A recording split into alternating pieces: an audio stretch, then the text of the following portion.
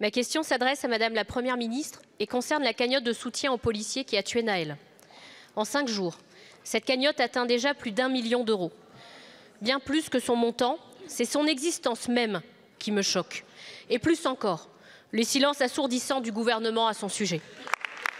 Dans ce moment de crise que traverse notre pays, nous vous avons entendu appeler à la responsabilité des parents, exiger de la justice la plus grande fermeté, multiplier les interpellations. Mais s'agissant de la cagnotte, vous avez timidement annoncé qu'elle ne contribuait pas à l'apaisement. C'est peu dire. Voilà une cagnotte créée par un membre de l'extrême droite qui organise une récolte de fonds pour aider le meurtrier d'un mineur. Ne voyez-vous rien de choquant, de profondément immoral, de manifestement illégal à l'existence de cette cagnotte? Pourtant, l'on se souvient de votre vive réaction à propos de la cagnotte qui avait été créée pour Christophe Détinger. Cette cagnotte fermée par le site après insistance du gouvernement. Madame Borne, ce sont vos propos. Vous déclariez à l'époque: le succès de cette opération est choquant. Est-ce normal de vouloir apporter un soutien à ce monsieur qu'on a vu frapper un policier à terre, qu'on a vu boxer un policier? Il faut aussi que chacun reprenne un peu ses repères. Aujourd'hui, c'est vous qui avez perdu vos repères, Madame la Première ministre. Dans l'affaire Naël, un jeune a perdu la vie. N'est-ce pas moins choquant à vos yeux? Votre inaction a-t-elle à voir avec la connivence de votre gouvernement avec l'extrême droite et leur volonté d'instrumentaliser cette cagnotte pour mettre à nu les fractures de notre société?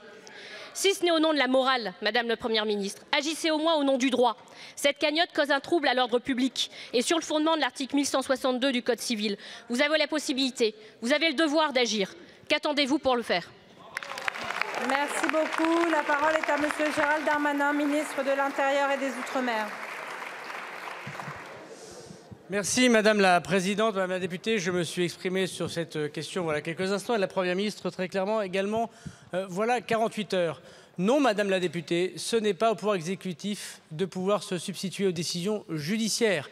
Et dans le cas précis que vous évoquez précédemment, dans la même expression du gouvernement, il appartient, comme c'était le cas lorsque cette personne avait attaqué un policier, au tribunal de prendre la décision d'appliquer le Code civil et de faire fermer cette cagnotte, Madame la députée. Je voudrais cependant dire ici, et sans se dire quoi que ce soit, puisqu'aucun membre du gouvernement n'a créé cette cagnotte, Madame la députée, que si on pouvait respecter 2 principes.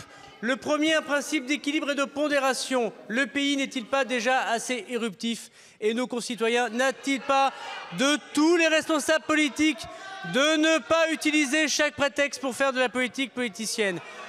Deuxièmement, y compris ce policier qui a été mis en examen, qui a été mis en garde à vue et qui était en détention provisoire. Ce policier, comme toutes les personnes qui n'ont pas été condamnées par la justice définitivement, a le droit à la présomption d'innocence. Si nous respectons ces 2 équilibres, nous rappelons que ce n'est pas le ministre de l'Intérieur qui applique la justice, mais la justice qui applique les codes civils que vous votez ici. Je crois que la République sera alors bien gardée. Merci beaucoup, Monsieur le ministre. Madame Kerbidi. Je vois qu'il y a visiblement 2 poids 2 mesures. Parce que dans l'affaire précédente, Madame Borne et Madame Schiappa ne s'étaient absolument pas gênées pour dire que cette cagnotte était une honte.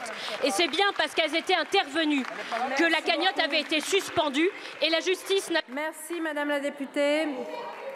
La parole est à Madame Justine Gruet pour le groupe Les Républicains.